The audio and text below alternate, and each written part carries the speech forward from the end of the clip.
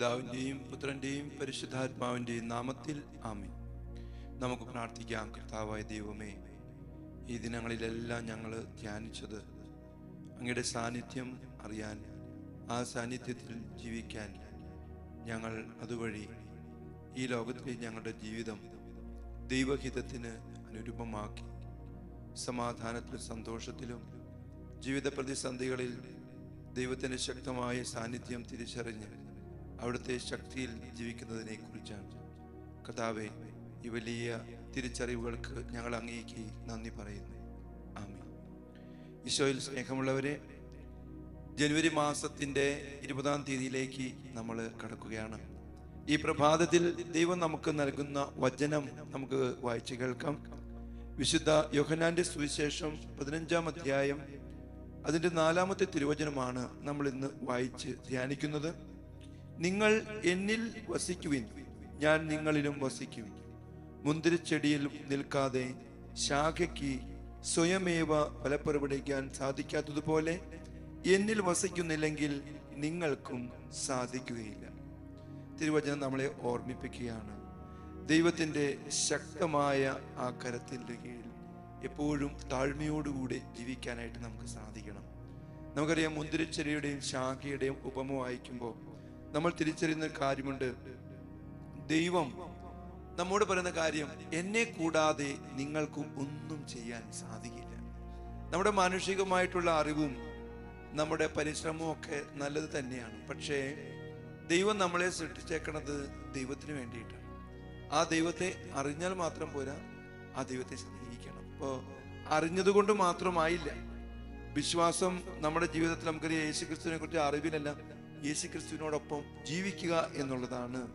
കർത്താവിനോടൊപ്പം ജീവിക്കുക. നമ്മുടെ ദൈനംദിന ജീവിതത്തിൻ്റെ കൊച്ചു കൊച്ചു കാര്യങ്ങളിൽ പോലും ദൈവത്തിൻ്റെ ശക്തമായ സാന്നിധ്യം, എൻ്റെ കർത്താവ് എൻ്റെ കൂടെ വരും, എൻ്റെ കർത്താവിൻ്റെ ഇഷ്ടമാണ് ഞാൻ നിറവേറ്റുന്നത്, എൻ്റെ ഓരോ പ്രവൃത്തികളും ദൈവത്തിൻ്റെ മഹത്വത്തിന് വേണ്ടി ഞാൻ ചെയ്യും. പ്രിയമുള്ളവരെ, അതിനായിട്ട് നമ്മളെ സഹായിക്കുന്നതാണ് നമ്മുടെ പ്രാർത്ഥനയും അതുപോലെ ദൈവവചനത്തോടുള്ള ആഴമായിട്ടുള്ള സ്നേഹം, അതുപോലെ വിശുദ്ധ കൂദാശകൾ.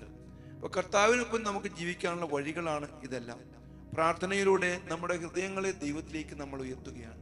തിരുവചനത്തിലൂടെ ദൈവം നമ്മളോട് സംസാരിക്കുകയാണ്. അതുപോലെ കൂദാശകളിലൂടെ ദൈവം നമ്മളിലേക്ക് കടന്നു വന്ന് നമ്മൾ ജീവിക്കുകയാണ്.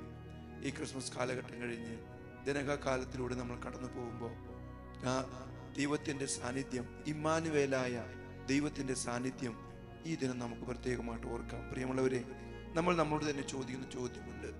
ഞാൻ എൻ്റെ ജീവിതം ആരംഭിക്കുന്നത്, എൻ്റെ ദിവസം ആരംഭിക്കുന്നത് എൻ്റെ ദൈവത്തോടൊപ്പമാണോ? ദൈവ സാന്നിധ്യം എനിക്കുണ്ടോ? നമുക്ക് പ്രത്യേകമായിട്ട് ഈ ദിവസം അതിനുവേണ്ടി പ്രാർത്ഥിക്കാം. കർത്താവേ, അങ്ങയുടെ സാന്നിധ്യത്തിൽ ജീവിക്കാനുള്ള കൃപ എനിക്ക് തരണമേ.